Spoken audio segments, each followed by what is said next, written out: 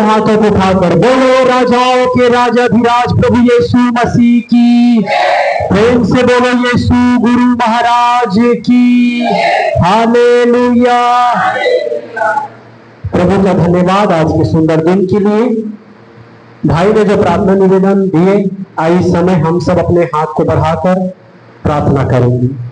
सर्वशक्तिमान परमेश्वर पिता, हमारे मध्य में भाई विनोद ने एक प्रार्थना निवेदन दिया जिसका नाम भूपेंद्र है प्रभु, जो गुमशुदा हो गया है प्रभु, पता नहीं कहां पर है, कैसे परिस्थिति पर है।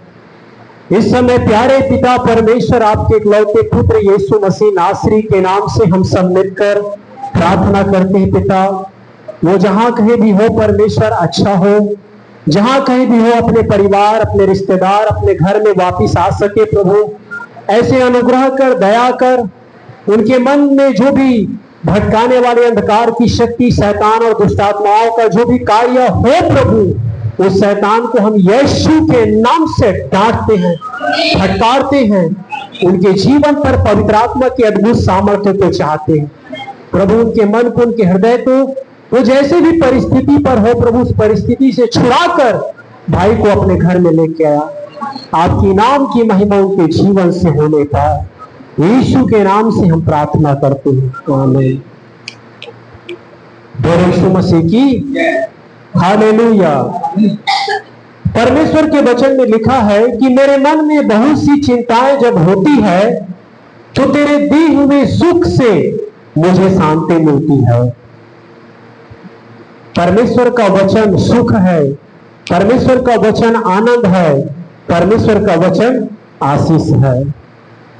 आज हम परमेश्वर के वचन में से कुछ बातों को हम लोग सीखेंगे। मेरे साथ आप सब लोग निकाल लेंगे लूका रचित सुसमाचार 4 अध्याय 38 से लेके 42 तक कोई भी पढ़ लेंगे। यहां पर वचन में दिया है, पतरस की सास और अन्य लोगों को चंगा करना।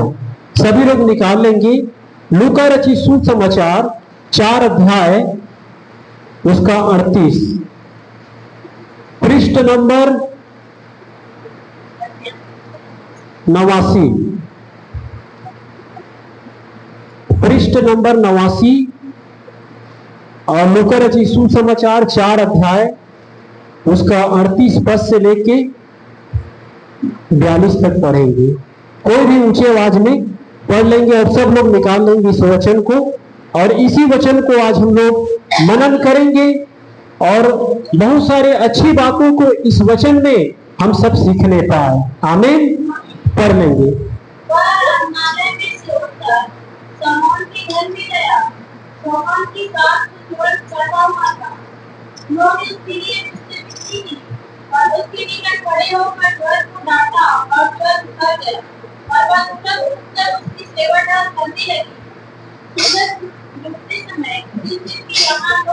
नाना प्रकार की बीमारियों में पड़े हुए थे, वे सब उसके पास से आए और उसने एक प्रार्थना करके उन्हें चंगा किया।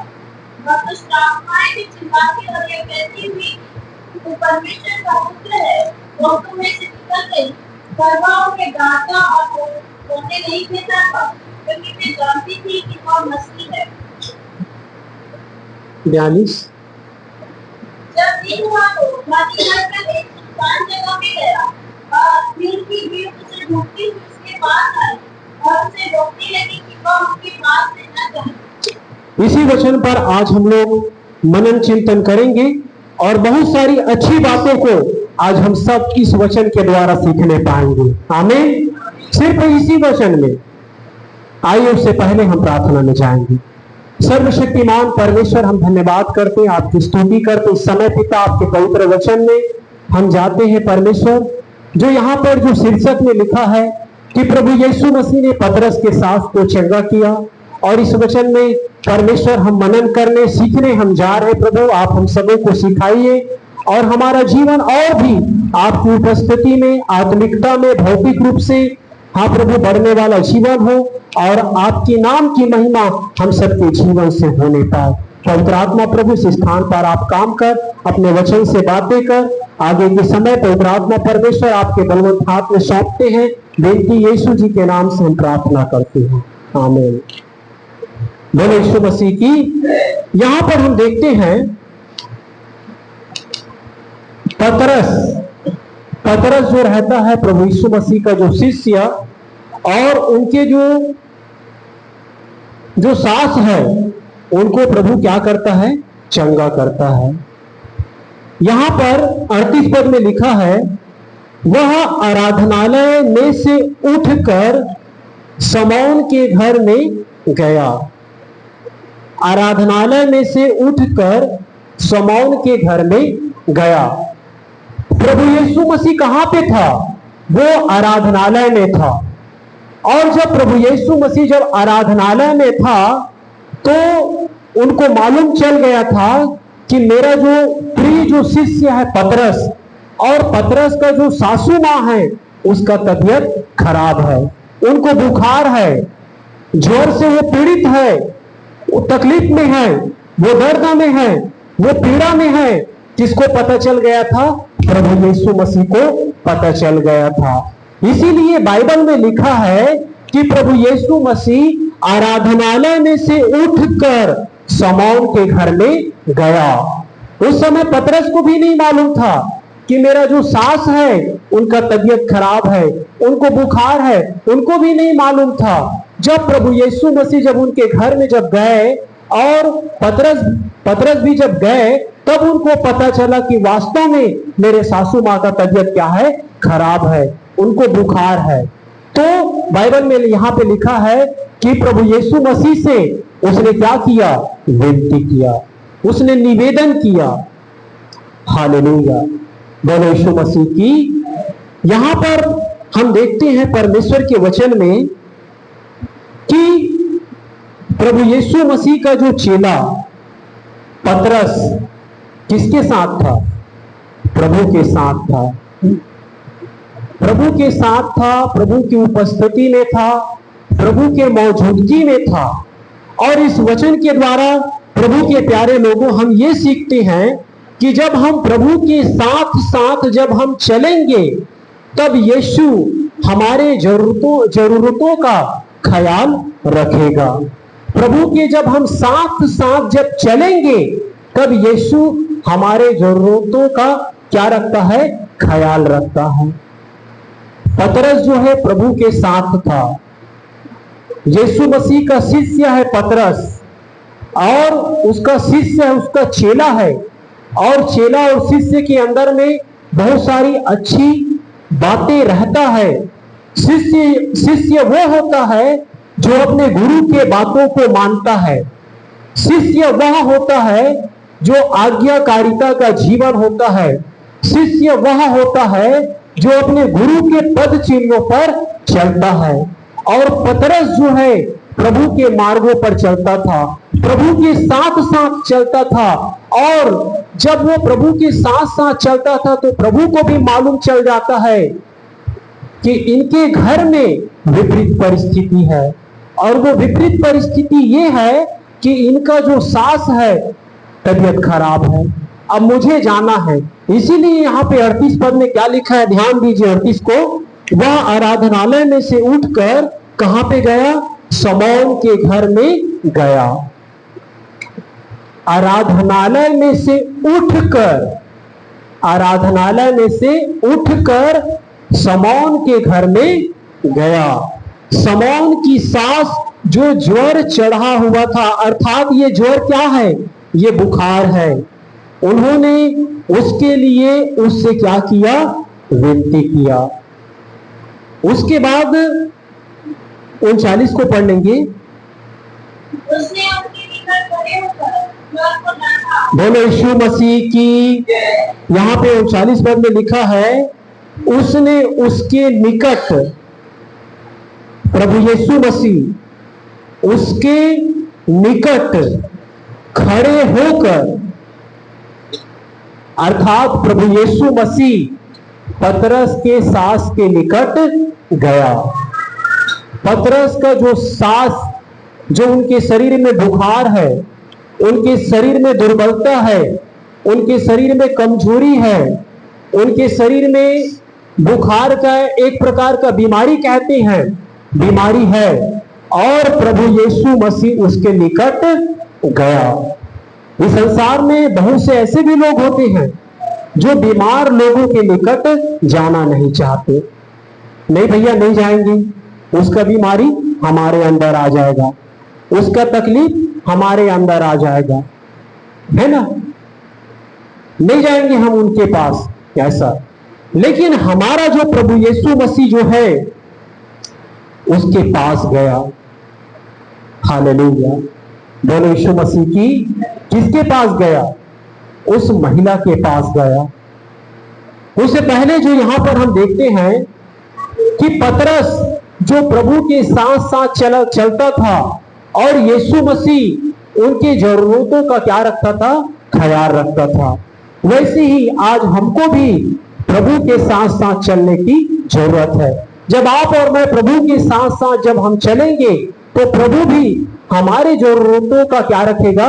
ख्याल रखेगा।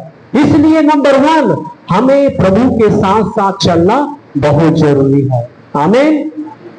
किसके साथ चलना है? प्रभु के साथ साथ चलना। जैसा पतरस चला करता था वैसे ही हमें भी प्रभु के साथ साथ चलना है। वचन में लिखा है, जवान सिंहों को तो घटी हो सकता है, परंतु यहोवा के खोजियों को किसी भी भली वस्तु की घटी नहीं होगा। हमें प्रभु के साथ साथ चलने की जरूरत है। वैसे हम उत्पत्ति की किताब में देखते हैं, एक प्रभु का एक प्रिय दास था जिसका नाम हनोक था। उसके विषय में पवित्र शास्त्र बाइबल में लिखा है कि हनोक प्रभु के साथ साथ चलता था। और जब वो प्रभु के साथ साथ चलता था तो ऐसा हुआ, वो साथ साथ चलता रहा और एक दिन प्रभु ने उसको मृत्यु नहीं दिया, परंतु उसको जीते जीत उसको उठा लिया। हालेलुया। उसके विषय में ये लिखा है कि वो प्रभु के साथ साथ चलता था और एक दिन वो लोप हो गया, वो गायब हो गया। प्रभु जो है उसको अपने पास उठा लेके गया। प्रभु के प्यारे लोगों, आप और मैं प्रभु के साथ साथ चलेंगे तो यीशु मसीह जब वो अपने दुल्हन को लेने के लिए जब आएगा, अर्थात जो लोग उस पर विश्वास करते हैं उनको लेने के लिए आएगा, तो निश्चय ही आप और मैं उठा लिए जाएंगे। लेकिन उससे पहले हमें प्रभु के साथ साथ चलने की जरूरत है। प्रभु का वचन कहता है कि अपनी सारी चिंता उसी पर डाल दो, अपने सारा चिंता सारा बोझ प्रभु पर डाल दो। और जब हम ऐसा करेंगे तो प्रभु को हमारा क्या है? ध्यान है। वहां पर पतरस भी अपना सारा चिंता, अपना सारा घर परिवार का टेंशन, तनाव, बोझ है ना, प्रभु के हाथ में सौंप दिया था, प्रभु के पीछे पीछे चलता था। इसीलिए प्रभु यीशु मसीह भी जान गया कि पतरस का जो सास है वो ज्वर से पीड़ित है और उसको चंगाई देना बहुत जरूरी है।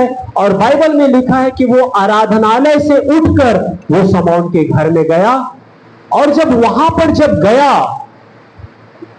पर गया तो पतरस के जो सास जो ज्वर से पीड़ित था उसके पास गया। किसके पास गया? किसके पास गया? समझ में नहीं आती का? बोलो यीशु मसीह की। नहीं आती। प्रभु यीशु मसीह जो है पतरस के सास के पास गया, उस बीमार महिला के पास गया। वो दुख और दर्द और पीड़ा और तकलीफ में था, उस महिला के पास प्रभु गया। किसी भी प्रकार का जात पात नात छुआछूत भेदभाव नहीं, प्रभु उस बीमार के पास गया। वैसे ही प्रभु के प्यारे लोगों, बहुत सारे इस दुनिया में ऐसे भी लोग हैं जो बीमार लोगों के पास जाना पसंद नहीं करते। कहते हैं, है ना, उसका बीमारी हमको लग जाएगा, इसका तकलीफ हमारे शरीर में आ जाएगा, हम नहीं जाएंगे। लेकिन हमारा जो परमेश्वर वो महान प्रभु है कि लोग हमारे करीब हो या ना हो, यीशु हमारे निकट रहने वाला परमेश्वर है। बोलो यीशु मसीह की। लोग हमारे करीब हो या ना हो, पर यीशु हमारे निकट रहने वाला परमेश्वर है। परिस्थिति खराब था पतरस की, उनके सास का, लेकिन प्रभु उसके निकट गया। हालेलुया, बोलो यीशु मसीह की। अगला बात हम सीखते हैं, वहां पर लिखा है जब उसके निकट गया और निकट जाने के बाद ज्वर को डांटा।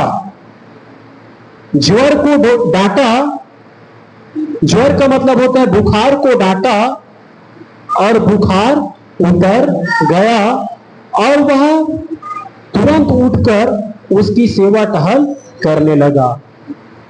किसको डांटा प्रभु यीशु मसीह ने? किसको डांटा? जोर से बोलिए। धनिया, लहसुन, मिर्चा, अदरक नहीं ना? किसको डांटा? प्रभु यीशु मसीह पहले निकट गया, देखा बुखार है, टेम्परेचर गर्म होगा, दर्द में, पीड़ा में। उसके बाद जब प्रभु गया, उसके बाद वचन में लिखा है उस ज्वर को, उस बुखार को क्या किया? प्रभु ने डांटा, उसे डांटा। और जैसे ही डांटा तो लिखा है वह तुरंत ज्वर उतर गया। ज्वर उतर गया, ज्वर दूर हो गया, बुखार चला गया। बोलो यीशु मसीह की। वैसे ही प्रभु के प्यारे लोगों, इस वचन के द्वारा हमें ये सीखने की जरूरत है कि आप और मैं यीशु मसीह के क्या है? बच्चे हैं, है कि नहीं है? हम यीशु मसीह के बच्चे हैं, हम यीशु मसीह के संतान हैं। हमारा बाप यीशु मसीह ने डांटा ज्वर को और ज्वर उतर गया। वैसे हम यीशु के संतान हैं, हम भी डांटेंगे विपरीत बातों को, विपरीत परिस्थिति को, ऐसे संघर्ष को जो हमारे खिलाफ में है, वो जाएगा। आमीन। जाएगा कि नहीं जाएगा? जाएगा, क्योंकि हम प्रभु के क्या है? बच्चे हैं, उसके संतान हैं। और हमें भी डांटने की जरूरत है, उन तमाम विपरीत बातों को डांटने की जरूरत है जो आपके विरोध में खड़ा होकर काम करता है। हो सकता है बीमारी के रूप में, हो सकता है कुछ ऐसे तकलीफों के रूप में, हो सकता है कुछ ऐसे परेशानियों के रूप में। वो परेशानी रहेगा तो वो रहने देते हैं, वो समस्या रहेगा तो उसको रहने देते हैं, उससे काम नहीं बनेगा। जिस प्रकार से प्रभु यीशु मसीह ने देखा कि पतरस के सास के शरीर में बुखार है और उसको डांटा, और जैसे ही डांटा बुखार क्या हो गया? उतर गया। वैसे ही प्रभु के प्यारे लोगों, आज चाहिए कि आप और मैं सीखने पाए, बुखार को डांटने की जरूरत है, दर्द और पीड़ा को डांटने की जरूरत है, समस्याओं को डांटने की जरूरत है, विपरीत हालातों को डांटने की जरूरत है, क्योंकि प्रभु ने आपको और मुझे क्या दिया है? अधिकार दिया है। प्रभु ने हमें सामर्थ्य और अधिकार दिया है कि उसे हमें इस्तेमाल करके हम जय पा सकते हैं। हमें सामर्थ्य दिया है, हमें अधिकार दिया है, और उसे इस्तेमाल करके हम जय पा सकते हैं। वचन में लिखा है हमें बोलने की जरूरत है। यीशु ने डांटा और वो उतर गया, वो चला गया। वैसे हमें भी अपने मुख से बोलने की जरूरत है, हमें डांटने की जरूरत है। वचन में लिखा है जीभ के वश में जीवन और मृत्यु है, जो उसे काम में लाना जानेगा वो उसके फल को पाएगा। इसीलिए विपरीत बातें है विपरीत बातें, परिस्थितियां है, लेकिन उसे हमें यीशु नासरी के नाम से हमें डांटने की जरूरत है। बोलो यीशु मसीह की। अगला बात हम देखते हैं, जैसे ही प्रभु यीशु मसीह ने उस बुखार को डांटा, बुखार चला गया, एकदम चंगा हो गया, एकदम बढ़िया हो गया, मस्त हो गया, पहले के समान हो गया। उसके बाद वचन में लिखा है उनकी सेवा टहल करने लगी। चंगाई पाकर तुरंत यीशु की सेवा करती है। चंगाई पाकर वो तुरंत, वो जो महिला है वो यीशु की क्या करती है? सेवा करती है, सेवा करती है। भाई उनको, वो बीमार था, बुखार था, उसको रेस्ट करने की जरूरत था, उनको आराम करने का जरूरत था, उनको सोने का जरूरत था, उसको और अच्छा आराम होना चाहिए था। लेकिन वचन में लिखा है चंगाई पाकर, तुरंत चंगाई पाकर वो यीशु की सेवा करने लगती है। हालेलुया, यीशु की सेवा। वैसे ही प्रभु के प्यारे लोगों, प्रभु ने हमें पाप से छुड़ाया, श्राप से छुड़ाया है, बीमारी से छुड़ाया है, गलत आदतों से हमें छुड़ाया है और भी तमाम बुराइयों से परमेश्वर ने आपको और मुझे छुड़ाया है, बचाया है। हमें भी प्रभु की सेवा करने की जरूरत है। ऐसा नहीं है मैं कल करूंगा सेवा, 2 दिन बाद करूंगा, 1 महीने बाद करूंगा, 4 दिन बाद करूंगा, या मैं अपने आप को तैयार कर लूंगा तब मैं यीशु की सेवा करूंगा। यहां पर देखिए पतरस के सास के जीवन के द्वारा आज हमें सीखने की जरूरत है कि पतरस का जो सास है वो तुरंत यीशु से जैसे ही चंगाई को पाया, जैसे ही आशीष को पाया और अपने शरीर में एक नया बल को पाया, वचन में लिखा है वो यीशु की सेवा करने लगी। यीशु की सेवा करने लगी। हालेलुया, बोलो यीशु मसीह की। एक गीत गाते हैं ना, जीना उसके लिए है, मरना उसके लिए है, जो भी हम कर सकेंगे करना उसके लिए है। कुछ भी कहे सारी दुनिया और आगे बढ़ते जाएंगे, हो और आगे बढ़ते जाएंगे। जीना उसके लिए है, मरना उसके लिए है, जो भी हम कर सकेंगे करना उसके लिए है। जीना उसके लिए है, मरना उसके लिए है, जो भी हम कर सकेंगे करना उसके लिए है। जीने का मकसद वही है और आगे बढ़ते जाएंगे। बोलो यीशु मसीह की। चंगाई पाकर तुरंत वो यीशु की क्या करने लगती है? सेवा करने लगती है। सेवा बाइबल में स्पष्ट रूप से नहीं लिखा गया है कि वो कौन सी सेवा करती है। हो सकता है खाना बनाने का सेवा, हो सकता है और कुछ सेवाएं होंगे, लेकिन लिखा है कि वो यीशु की क्या करती है? सेवा करती है। वैसे ही प्रभु के प्यारे लोगों, आज हमें भी यीशु की सेवा करना है। यीशु ने हमें बचाया, यीशु ने हमें चुना, यीशु ने हमें छुड़ाया, इसलिए हमें यीशु की क्या करना है? सेवा करना है। प्रेरित पौलुस कहता है मैं जीऊंगा तो यीशु में और मैं मर जाऊंगा तो मैं यीशु में। जब मैं जी रहा हूं तो भी मैं यीशु में जी रहा हूं और जब मैं मर जाऊंगा तो मैं यीशु में मर जाऊंगा। हमारे भी जीने का उद्देश्य, जीने का सोच और विचार यही होना चाहिए कि जिस यीशु ने हमें बचाया, जिस यीशु ने हमें अपनी महिमा के लिए चुना, जिस यीशु ने पाप से, दलदल से, नाना प्रकार की अंधकार की शक्तियों से हमें बचाया है, उसी यीशु की सेवा हम करेंगे। हालेलुया। सेवा एक ही प्रकार के नहीं होता है, सेवा कई प्रकार की सेवा होता है। सेवा के विषय में बहुत बार हम सीखते हैं और आने वाले समयों में भी हम और भी सीखेंगे, लेकिन हमें यीशु की क्या करना है? सेवा करना है। आगे हम देखेंगे 40 पद। सूरज डूबते समय जिन जिन के यहाँ लोग नाना प्रकार की बीमारियों में पड़े हुए थे, वे सब उन्हें उसके पास ले आए और उसने एक एक पर हाथ रख कर उन्हें चंगा किया। और दुष्टात्मा भी चिल्लाती और यह कहती हुई कि तू परमेश्वर का पुत्र है, बहुतों में से निकल गई। पर वह उन्हें डांटता और बोलने नहीं देता था, क्योंकि वे जानती थी कि वह मसीह है। यहां पर ध्यान दीजिए, इस वचन के द्वारा हम कुछ अच्छी बातों को सीख रहे हैं और भी हम सीखेंगे। बोलो यीशु मसीह की, अपने दोनों हाथों को उठाकर बोलो राजाधिराज प्रभु यीशु महाराज की।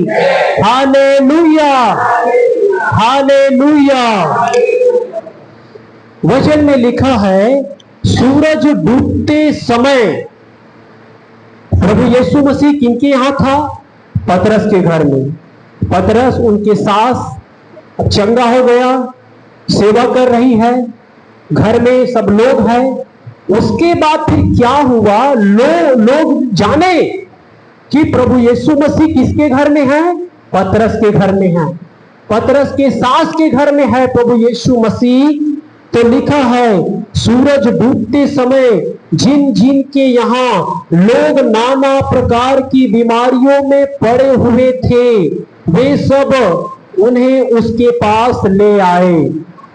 नाना प्रकार की बीमारियों में, दुखों में, दर्द में, दुष्ट आत्माओं से ग्रसित लोग किसके यहां आ गए? पतरस के घर में आ गए। अब जब पतरस के घर में जब आए, तो फिर उनका जो घर है वो लोगों से भर गया, लोगों से भर गया, बहुत भीड़। अब वहां पर इतना भीड़ हो गया, और हम देखते हैं कि लोग प्रभु यीशु मसीह से क्या पा रहे हैं? चंगाई पा रहा है। प्रभु यीशु मसीह से लोग आशीष पा रहे हैं। प्रभु यीशु मसीह से लोग छुटकारा पा रहे हैं। प्रभु यीशु मसीह से लोग बरकत को पा रहे हैं। हालेलुया, बोलो यीशु मसीह की। पतरस, उनका जो सासू मां है, उनका घर लोगों के लिए खुला था कि वे आकर यीशु से चंगाई पाए। आपका और मेरा जो घर है लोगों के लिए खुल जाए कि लोग हमारे घर में आकर प्रभु से चंगाई पाए, प्रभु से आशीष पाए, प्रभु से छुटकारा पाए। वहां पर उस परिवार के लोगों ने ये नहीं कहा कि इतना भीड़ आ गए, इतने लोग आ गए, रात का समय है, दुर्गंध आ रहा है, बदबू आ रहा है, चप्पल निकाल के आओ, है ना, पता नहीं गोबर लटका होगा, इस प्रकार से ना, है ना, कुछ ऐसा बातों को नहीं बोला। परंतु वहां पर हम देखते हैं कि पतरस का उनका जो घर है लोगों के लिए खुला था कि लोग यहां पर आए और यहां पर आकर प्रभु से आशीष को प्राप्त करके जाए। वैसे ही प्रभु के प्यारे लोगों, आपका और मेरा भी घर खुल जाए, आपका और मेरा भी घर खुल जाए कि लोग हमारे घर में आए और आशीष को पाए, चंगाई को पाए, छुटकारे को पाए। लेकिन कुछ इस दुनिया में ऐसे भी लोग होते हैं, जब लोग उसके घर में जब आते हैं तो उसको पसंद नहीं है, उसको पसंद नहीं है। कहां कहां से मोर घर में आ गए, नहीं आतीस ते कत्ते अच्छा होतीस, एकर आयले मोर घर पूरा बिगड़ गए, एकर आय से एकदम घर में दुर्गंध आवत है। अब दुर्गंध आए कि पता नहीं कौन से कारण है, लेकिन घर में दुर्गंध आवत है ना। तो बहुत सारे ऐसे नकारात्मक बातों को लेकर उनका सोच और विचार रहता है ना, कि कहां कहां से मेरे घर में लोग। लेकिन ऐसा सोच और ऐसा विचार नहीं होना चाहिए। हालेलुया, बोलो यीशु मसीह की। ऐसा सोच और विचार बिल्कुल भी नहीं होना चाहिए। परंतु पतरस के सास के समान, पतरस के समान, उस परिवार के समान जो उन्होंने मना नहीं किया, परंतु यीशु के सेवा के लिए, यीशु के राज्य के लिए, यीशु के काम के लिए अपने घर को, अपने परिवार को खोल दिया कि नहीं, मेरे घर में लोग आए, और जब मेरे घर में लोग आए तो यहां से प्रभु के आशीष को लेकर जाओ। आमीन, बोलो यीशु मसीह की। अगला बात हम सीखते हैं,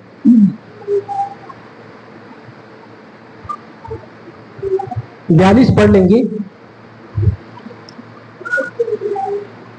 जब दिन हुआ तो वह निकलकर एक सुनसान जगह में गया, और भीड़ की से घूमती हुई उसके पास आई और उसे रोकने लगी कि वो उसके पास से न जाए। परंतु हाँ, बस बस बस, बोले यीशु मसीह की। इस वचन में हम क्या सीखते हैं? अगर 40 पद को पढ़ेंगे और 42 पद को जब हम पढ़ेंगे तो प्रभु यीशु मसीह किसके घर में था? पतरस के यहाँ। और पूरा भीड़ के भीड़ उसके घर में लोग आ रहे हैं, चंगाई और छुटकारा पा रहे हैं। ठीक है, उसके बाद यहाँ 42 पद में लिखा है, जब दिन हुआ मतलब अगला दिन आया। जब दिन हुआ तो वह निकलकर एक सुनसान जगह पर गया। कौन? प्रभु यीशु मसीह सुनसान जगह पर गया और भीड़ के भीड़ उसे ढूंढती हुई उसके पास आई और उसे रोकने लगी कि वह उसके पास ना जाए। अब यहां पर देखिए, प्रभु यीशु मसीह पूरा रात भर किसके घर में था? पतरस के घर में था। और लोगों का भी आना और जाना लगा हुआ था। लोगों का आना और जाना लगा हुआ था। लोग चंगाई पा रहे हैं, लोग छुटकारा पा रहे हैं, लोग आशीष पा रहे हैं।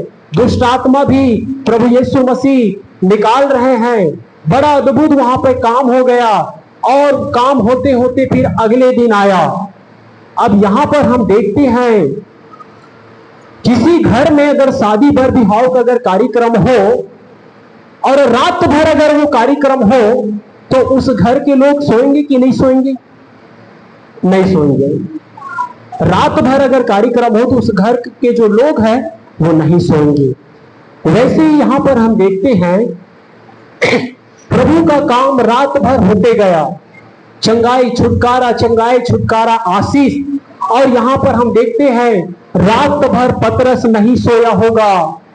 रात भर पतरस का जो सास है वो भी नहीं सोया हो गया, क्योंकि लोगों का आना और जाना उस घर में लगा हुआ था। बोलो यीशु मसीह की। कुर्बानी उठाकर प्रभु की सेवा करना। रात भर पतरस नहीं सोया और उसका सास भी नहीं सोया। कुर्बानी उठाकर प्रभु की सेवा करना। सेवा करना अलग बात है और कुर्बानी उठाकर सेवा करना ये अलग है। ये दोनों एक ही नहीं है, परंतु ये अलग अलग है। और यहां पर हम देखते हैं कि प्रभु के सेवा के लिए और लोगों के जीवन में आशीष आए, इसलिए रात भर पतरस का जो मां है उसने नहीं सोया, पतरस नहीं सोया। कुर्बानी उठाकर उन्होंने प्रभु की क्या की? सेवा की। हालेलुया। वैसे ही प्रभु के प्यारे लोगों, आज हमें सीखने की जरूरत है, उपवास करना भी एक कुर्बानी है। जब उपवास करते हैं तो भूख लगता है कि नहीं लगता? लगता है। भूख लगता है भैया, बहुत भूख लगता है। और अगर कोई लोग अगर बोल रहे होंगे ना कि मुझको भूख नहीं लगता, झूठ बोल रहा है। उस भूख को मारकर वो क्या करता है? प्रभु के साथ वो उपवास करता है, एक रिश्ते में आता है प्रभु के साथ। यही है कुर्बानी उठाकर प्रभु की क्या करना? सेवा करना। यीशु मसीह ने कहा, जो मेरे क्रूस उठाकर है ना नहीं चलेगा वो मेरा शिष्य नहीं। क्रूस मतलब होता है दुख, दर्द, पीड़ा, तकलीफ, संकटों को लेकर हमें आगे बढ़ते रहना, हमें चलते रहना। कुर्बानी उठाकर हमें क्या करना है? प्रभु की हमें सेवा करना है, दूसरों को सिखाना है कुर्बानी को उठाकर। हालेलुया। और हमें परमेश्वर की सेवा के लिए अपने सुखों का भी क्या करना है? त्याग करना है। कई बार जो एंजॉय लेते हैं, जो मजा लेते हैं, जो सुख लेते हैं, हो सकता है टीवी का मजा लेते थे पहले, 3-3 घंटा मस्त पिक्चर देखते थे, है ना, तो उसको क्या कर देंगे? उस सुख को हटा देंगे, नहीं देखना है मुझे फिल्म। कई बार मोबाइल में हम बिजी रहते हैं, तो जब प्रभु में आने के बाद उस सुख को, उस मोबाइल में जो हम सुखों को प्राप्त करते हैं, जब उसको देखते हैं तो थोड़ा सा अच्छा लगता है, पल भर का आनंद, पल भर का खुशी, उसको हमको त्याग कर हमें कुर्बानी उठाकर हमें क्या करना है? प्रभु की सेवा करना है। जैसे इब्रानियों की किताब में एक बहुत ही अच्छा उदाहरण वहां पर दिया गया है मूसा के विषय में। मूसा जो है फिरौन राजा का उनका जो बेटी है, और उसने क्या कहा? फिरौन की जो राजा उनकी जो बेटी है उसके पुत्र होने से भी उसने क्या कर दिया? इनकार कर दिया। इब्रानियों की किताब निकाल लेंगे 11 अध्याय 24 और 25। इब्रानियों की किताब 11 अध्याय 24 और 25 पढ़ लेंगे। कुर्बानी उठाकर आपको और मुझे प्रभु की सेवा करना हमें सीखने की जरूरत है। जितने सो रहे हैं जोर से बोलेंगे हालेलुया। 24 और 25 जल्दी से। इब्रानी 11 अध्याय 24 और 25 जल्दी पढ़ लेंगे। विश्वास ही से मूसा ने सियाना होकर फिरौन की बेटी का पुत्र कहलाने से इनकार किया। इस स्टोरी को आप सब लोग जानते हैं, ज्यादा विस्तार से लेके नहीं जाऊंगा क्योंकि आप सब बाइबल पढ़ते सब लोगों को पता है। तो यहां पे लिखा है सियाना होकर मिस्र के जो फिरौन उसके बेटी का पुत्र होने से उसने क्या कर दिया? इनकार कर दिया। आगे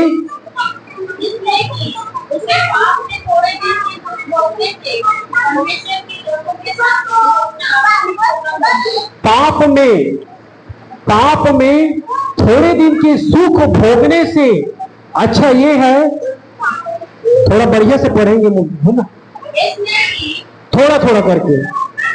हाँ, इसलिए कि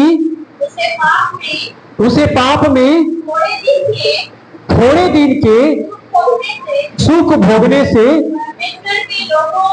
परमेश्वर के लोगों दुख भोगना अधिक उत्तम लगा। सुख भोगने से अच्छा परमेश्वर के लोगों के साथ दुख भोगना उसको अच्छा लगा। अगर मूसा चाहता तो वो राजा भी बन सकता था, क्योंकि उसका जो बेटी है उसका वो बेटा भी था, उसने गोद लिया था उसको, तो वो राजा भी बन सकता था। लेकिन इस संसार के जो सुख है उस सुख का उसने क्या किया? त्याग किया। और वचन में लिखा है कि परमेश्वर के लोगों के साथ दुख उठाना उसको अच्छा लगा। और ये दुख थोड़े दिन का है, उसके बाद आपको और मुझे अनंत काल का जीवन प्रभु हमें देगा।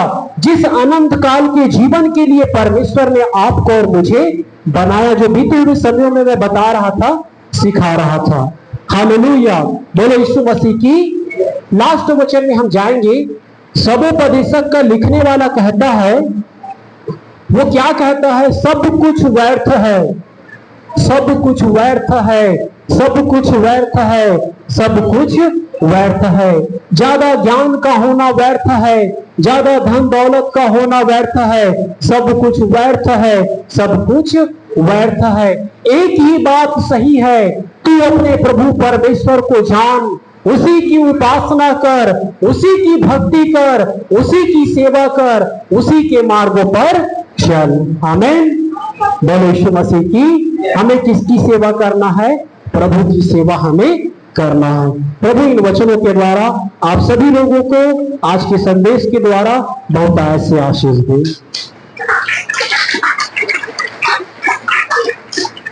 आइए हम सब लोग अपने स्थान